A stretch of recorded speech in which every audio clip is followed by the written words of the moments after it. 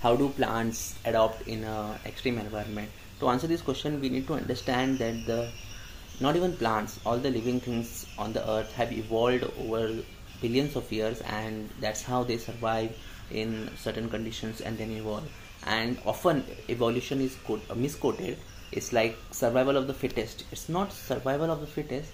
It's just that whoever survives is supposed to be considered the fittest, because there is no fitness in the absolute terms but rather in relative terms.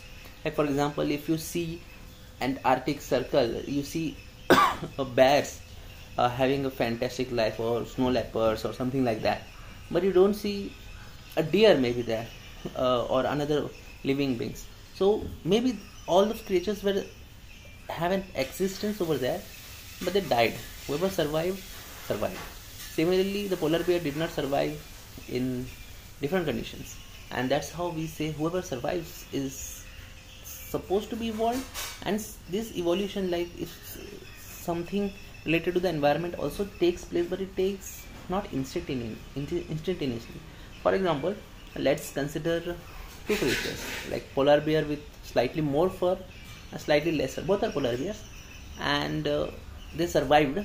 Both of them survived, but one was used to get ill, so could not reproduce. The other reproduced, and his offspring had eventually more fur, and eventually the only polar bears we have in existence is having a huge beautiful coat which protects them from the environment.